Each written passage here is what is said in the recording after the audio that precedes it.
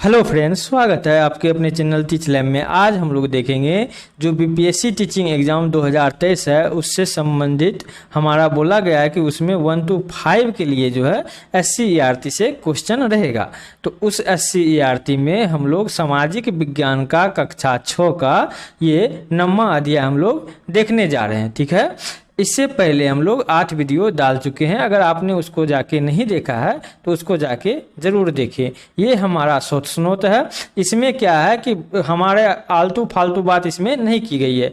जो टॉपिक से रिलेटेड कुछ इम्पोर्टेंट है वो सारे इसमें लिखा गया है। ठीक है, और साथ में जो अध्याय के लास्ट में कुछ प्रश्न होते हैं उसको भी हम लोग क्या किए हैं, इसमें संग्रह करके उसको भी हम लोग साथ में ही पढ़ लिए। तो इससे क्या होता है कि हमारा ये जो है अध्याय जब एक वीडियो आप देखते हैं तो इसमें पूर्ण रूप से आपका एक अध्याय अच्छे से कंप्लीट हो जाता है और आपका जो है कोई भी डाउट इसमें नहीं बचेगा। ठीक है, चलिए शुरू करते हैं बिना देरी किए हुए।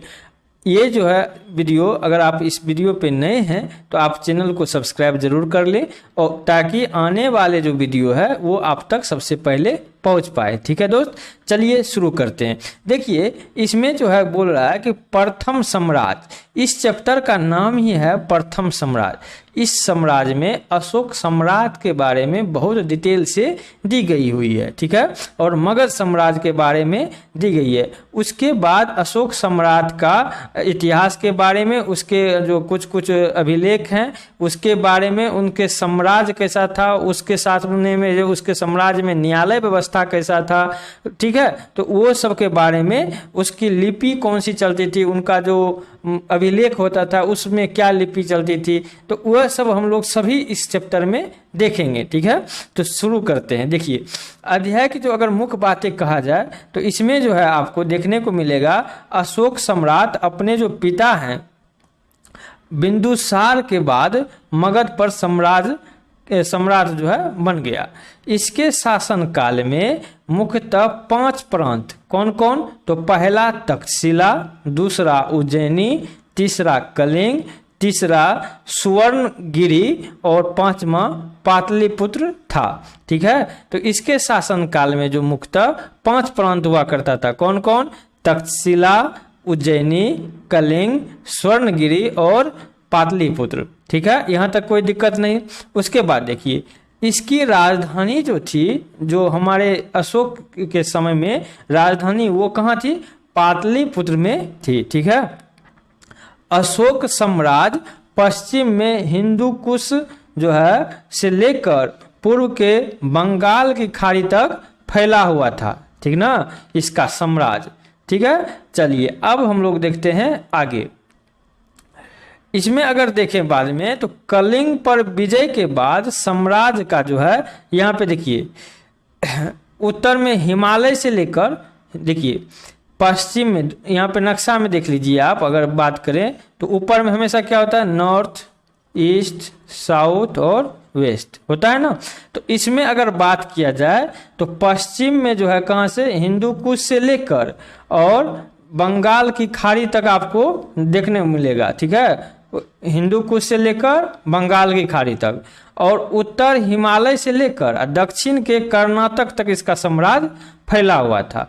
तो इसका पूछ सकता है कि ये अशोक सम्राट अशोक के समय में दक्षिणतम जो है कहाँ तक फैला हुआ था, तो दक्षिण जो है कहाँ तक फैला हुआ था, दक्षिण तरफ राज्य, तो कर्नाटक तक फैला हुआ था। ठीक है, इस तरह से क्वेश्चन आपको बनने का उम्मीद है। ठीक है, अब उसके बाद देखते हैं कलिंग का जो है, कलिंग पर विजय के बाद जो है साम्राज्य का काफी विस्तार हो गया और लगभग संपूर्ण भारत पर अशोक सम्राट का क्या हो गया, अधीन हो गया, यानी कि पूरा भारत पे वो अपना अधिकार जमा लिए। ठीक है, कलिंग युद्ध में सम्राट अशोक को काफी दुख पहुंचा था, है ना, क्योंकि इतना मारकाट हो गया था कि उनका जो है हृदय जो है ना पसीज गया उस समय में। ठीक है, उसने देखा कि बहुत सारे लोग बेसहारा हो गए, बच्चा, बूढ़े, औरत, किसी को नहीं छोड़ा गया इस युद्ध में। ठीक है, और बहुतों की जान गई, कलिंग युद्ध का दृश्य जो देखा जब इन्होंने, तो युद्ध न करने का निश्चय किया। तो पूछेगा कि अशोक सम्राट ने किस युद्ध के बाद अपना युद्ध करने का निर्णय छोड़ दिया। तो वो जो है युद्ध करने का निर्णय नहीं लिया, वो किस हमारा था, तो वो था कलिंग युद्ध के बाद। ठीक है, उसके बाद इन्होंने क्या किया कि बौद्ध धर्म अपना लिया और अपनाकर लोगों की भलाई का वचन लिया और जो है बोला कि अब जो है सबका क्या करना है, भला करना है। अशोक ने अपने विचार पत्थर पर खुदवाए। ठीक है, उसको जो क्या किया, पत्थर पे खुदवा के हर एक चौराहा सब पे लगाया जहाँ पे मुख्य केंद्र हुआ करता था उस समय का। ठीक ना, और अपना विचार लिखवाया कि हम क्या करना चाहते हैं। ठीक है, उसके बाद देखिए पत्थर पे जब खुदवाया ताकि उसके पुत्र और पौत्र भी युद्ध की बात ना सोचे। ऐसा इसलिए किया गया कि भविष्य में उनके साम्राज्य के ही लोग कोई युद्ध ना करे और ना ही युद्ध के बारे में सोचे।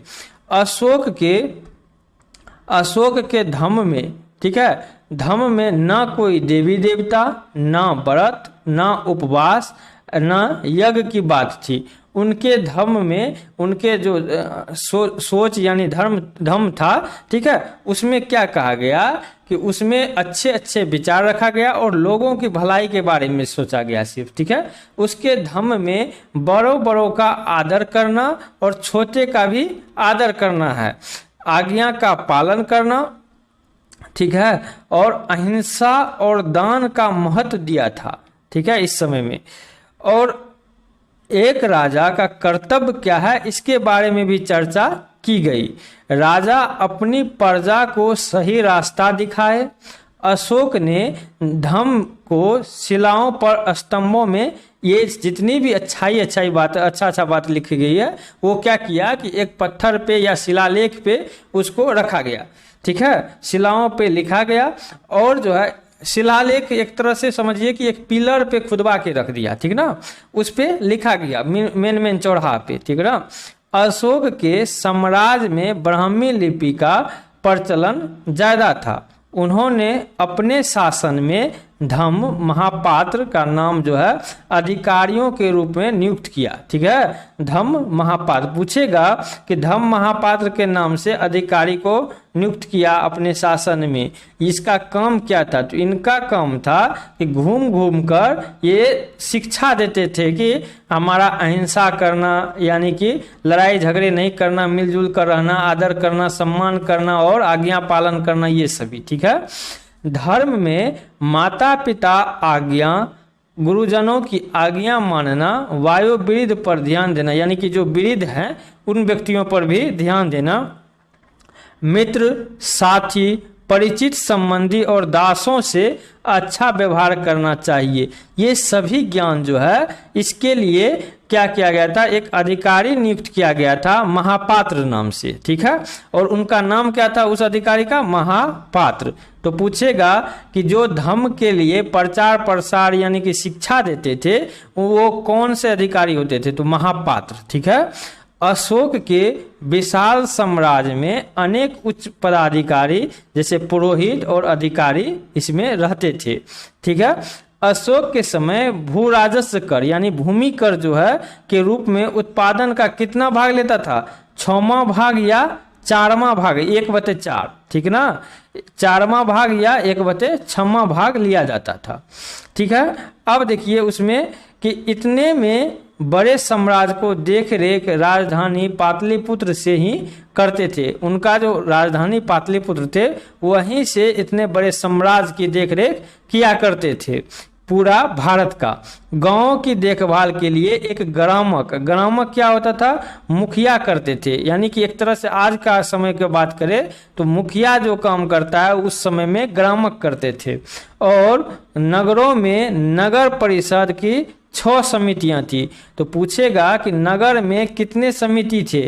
तो 6 समिति थे। ठीक है, उसके बाद देखिए न्यायालय प्रशासन का सर्वोच्च न्यायाधीश सम्राट होता था। यानी कि जो राजा हुआ उन्हीं का आज्ञा लास्ट में माना जाता था कि ये जो न्याय कर दिए वही आपका क्या हो गया? न्याय हो चुका है, ठीक है, उसी को मानना है।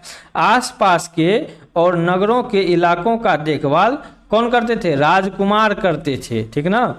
और अधिकारों का एक दल पशुओं का लेखा जोखा रखते थे और करों की वसूली करने के लिए अधिकारी को पहुंचाते थे। यानी कि हर एक काम के लिए अलग अलग आदमी का यहाँ पे जिम्मेदारी बता हुआ था। अशोक अपने शासनकाल में प्रजा हित के अनेक कार्य किए थे, बहुत कार्य किया था, और मनुष्यों और पशुओं के लिए अस्पताल भी खुलवाए और सड़क के किनारे पेड़ लगवाए। यात्रियों की सुविधा के लिए जगह जगह पर कुआं भी खुदवाए ताकि वो क्या करे, रास्ते में वो पानी पी ले, ठीक ना। मेगास्थनीज जो सेल्यूकस निकेतर का राजदूत था, है ना, चंद्रगुप्त के समय में जो आया था यहाँ पे सेल्यूकस निकेतर, ठीक ना, उसका राजदूत था। और अशोक साम्राज्य के, और यहाँ पे देखेंगे हम लोग अशोक साम्राज्य के कुछ इस प्रकार से वर्णन दिया है कि बोला था कि सम्राट जो है ना, सम्राट जब अपना क्या करता है, जनता के बीच जाते हैं तो वो क्या करते हैं उसके बारे में दी गई थी, ठीक ना। देखिए यहाँ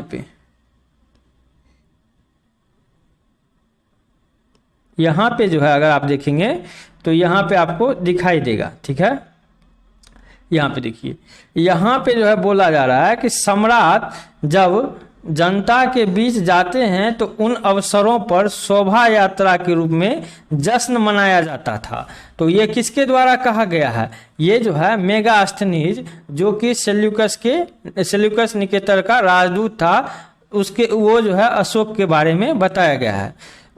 सम्राट सोने की पालकी और अंगरक्षकों सोने और चांदी से सुसज्जित हाथियों से सवार होते थे।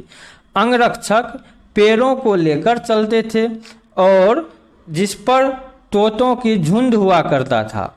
राजा महिला सैनिकों से घिरे होते थे। खाना पहले नौकर चखते थे।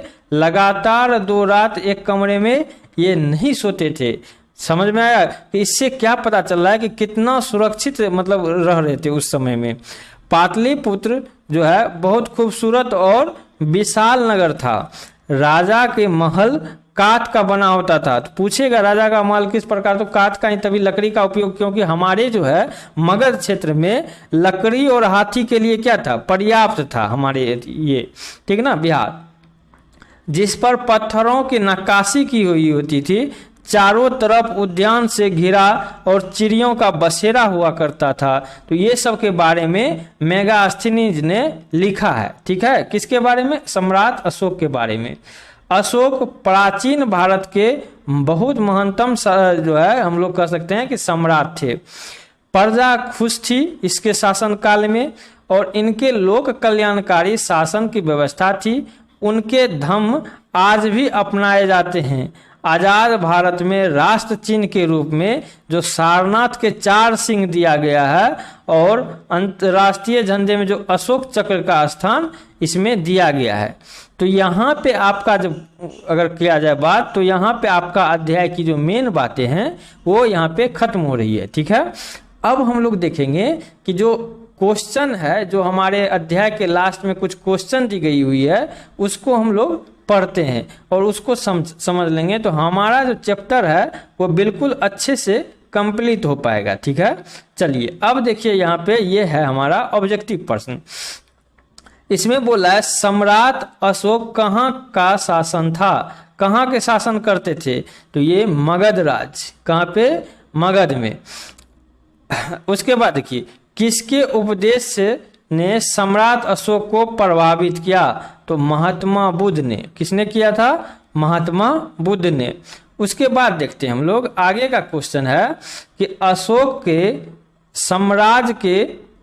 जो साम्राज्य है में जनपदीय जो है न्यायालय के न्यायाधीश को क्या कहा जाता था, तो जो न्यायाधीश होते थे उनको क्या कहा जाता था, तो उनको राजुक कहते थे। क्या कहते थे?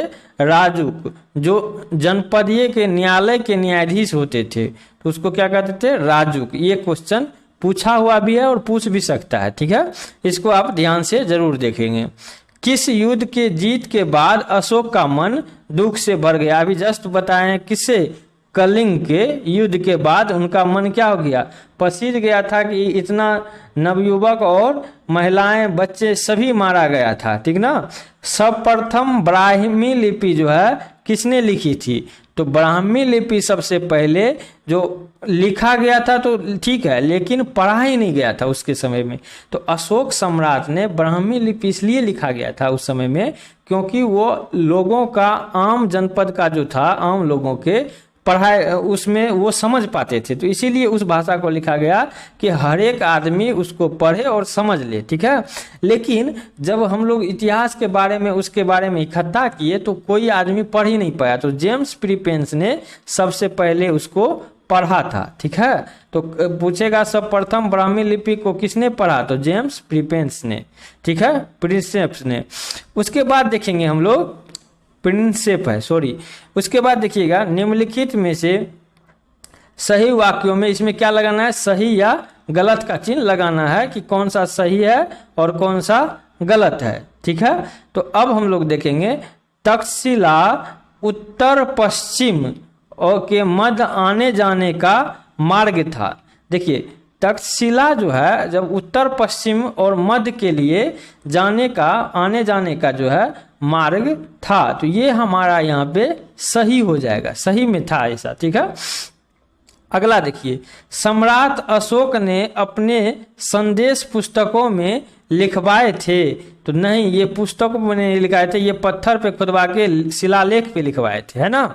उसके बाद देखिए आगे, देखिए शिलालेख से क्या तात्पर्य होता है, पत्थर को हम लोग शिला कहते हैं और उस पर अगर लेख लिख दिया तो उसी को क्या कहेंगे, शिलालेख। अब देखिए कलिंग बंगाल का प्राचीन नाम है, नहीं, ये प्राचीन नाम नहीं है। अशोक के धम्म में पूजा पाठ करना अनिवार्य था, नहीं था। इसमें क्या था, अच्छे अच्छे कर्म करना है, ठीक है ना, और किसी को परेशान नहीं करना है, इसी के बारे में दी गई है चर्चा इसमें, ठीक है। चलिए आगे हम लोग देखते हैं, इसमें आगे का अगर बात किया जाए तो इसमें आपको देखने को मिल जाएगा कि देखिए पांचवा क्वेश्चन जो है हमारा, पांचवा क्वेश्चन कहता है 1837 ईस्वी में जेम्स प्रीपेंस नामक अंग्रेज विद्वान ने ये ब्राह्मी लिपि को पढ़ा। हाँ, कब पढ़ा था, 1837 में ब्राह्मी लिपि को पढ़ा था। उसके बाद है अशोक के प्रशासन में प्रांतों के जिलों में बंटवारा हो गया था। हाँ सही बात है, अशोक के समय में उसमें जिलों में बंटवारा हो गया था, उसमें बांटा चल गया था, प्रांत को जिला में बांट दिया था, ठीक है। चलिए यहाँ पे आपका 2 नंबर क्वेश्चन खत्म हो रहा है, ठीक है। चलिए अब अगला हम देखते हैं 3 नंबर क्वेश्चन। इसमें बोला है निम्नलिखित प्रश्नों के उत्तर का एक वाक्य में देना है। अब देखिए सम्राट अशोक की राजधानी कहाँ थी, तो सम्राट अशोक की राजधानी कहाँ थी, पाटलिपुत्र में। उसके बाद है आज कलिंग भारत के किस राज्य में स्थित है, उड़ीसा में। वहां पे क्या दिया था क्वेश्चन में, वहां पे क्वेश्चन में था कि कलिंग कहाँ का है, बंगाल का, तो कलिंग बंगाल का नहीं, कहाँ का है, उड़ीसा का क्षेत्र है ना आज के समय में। अशोक के धम्म में निहित अच्छी बात को लिखे, उसमें क्या था अच्छी बात, उसमें अच्छी बात था कि राजा को जो है उच्च पदाधिकारी हर क्षण प्रजा के हित में क्या करना है, सोचना है। तो यहाँ पे आपका ये 3 नंबर का 3 क्वेश्चन खत्म हो रहा है, ठीक है। आगे का क्वेश्चन देखते हैं, इसमें बोला जा रहा है राजस्व संग्रहकर्ता का क्या अर्थ है। राजस्व संग्रहकर्ता यानी कि जो राजस्व जमा करते थे उसका काम क्या होता था, तो उसका काम क्या होता था यहाँ पे, वहां पे अगर देखते हैं तो राजस्व संग्रहकर्ता का काम है कर को क्या करता था, इकट्ठा करता था। और अगला क्वेश्चन अगर देखें भारत के राष्ट्रीय चिन्ह कहाँ से लिया गया है, तो भारत का राष्ट्रीय चिन्ह सारनाथ का कहाँ स्तंभ से लिया गया था, जिसमें 4 क्या है, सिंह है ना, तो उसके बारे में बताया गया। अशोक के ज्यादातर अभिलेख किस भाषा में लिखी गई है, अशोक की सबसे ज्यादा किस में लिखी गई है, ब्राह्मी लिपि में। ऐसा इसलिए कि तभी उस समय के बोलचाल की भाषा ब्राह्मी थी, इसलिए लिखा गया ताकि किसी को समझने के लिए किसी अन्य व्यक्ति का सहायता नहीं लेना पड़े और कुछ गलत अफवाह ना फैला दे कोई आदमी, है ना। तो वो अगर खुद से पढ़ेगा तो वो बहुत अच्छे से समझ पाएगा, है ना। उसके बाद देखिए अशोक के धम्म में निहित मानव मूल्यों को लिखे, चौथा क्वेश्चन है। तो देखिए कलिंग युद्ध के बाद अशोक मानव के प्रति संवेदन क्या होगी, उसका उत्पन्न हो गया। मानव जो युद्ध में मारे जाते थे निर्दोष ज्यादा होते थे, है ना। मारा कौन जाता ज्यादा, जो निर्दोष होगा, क्योंकि निहत्थे होते थे तो वो मारा चला जाता था। मनुष्य शांतिपूर्ण और सदाचारी बना सकते हैं और बड़े आदर करना चाहिए, छोटों का भी सम्मान करना चाहिए, माता पिता एवं गुरुजनों का आदर करना चाहिए, साथी दास सभी के उचित व्यवहार करना चाहिए। ये हम लोग चैप्टर में भी देख चुके हैं, इसीलिए हम थोड़ा स्पीड कर रहे हैं। वृद्धों का सेवा करना चाहिए, ये सभी बातें क्या है उसके शिलालेखों में खुदवाया था, ठीक है। उसके बाद देखिए यहाँ पे अशोक किस भाषा में बोला, अशोक ने अपने विचार प्राकृत भाषा में ही क्यों खुदवाया। तो यहाँ पे देखिए अशोक जो है साम्राज्य अनेक प्रांत थे लेकिन ज़्यादातर प्रांत ब्राह्मी लिपि थी, प्राकृत भाषा क्या थी, सरल थी, अतः उसने अपने क्या भाषा किसमें, प्राकृत भाषा में ही खुदवाए थे, ठीक है। अशोक के प्रशासन की कौन सी बातें आज क्या हुई थी, प्रशासन सभी देखने को मिली, तो इसके बारे में चर्चा करना है, तो इसको हम लोग देखते हैं। देखिए यहाँ पे अगर बात किया जाए तो यहाँ पे आपको देखने को मिलेगा जो है न्याय की व्यवस्था, कर की इकट्ठा करने की व्यवस्था, प्रजा को ध्यान रखने, सड़कों और यात्रियों पर ध्यान रखने के लिए, ठीक है। तीसरा क्वेश्चन है अशोक अपने से पहले आने वाले राजाओं से किन बातों को में अलग लगते थे। देखिए अशोक के पहले जो है राजा में कर्मकांड धर्म पर ज्यादा विश्वास करते थे, प्रजा की भलाई के लिए काम जो है करते थे, ये साम्राज्य के विस्तार पर ज्यादा ध्यान देते थे। अशोक ही एक ऐसा सम्राट था जो कलिंग पर विजय पाने के बाद साम्राज्य का विस्तार ना करेगा।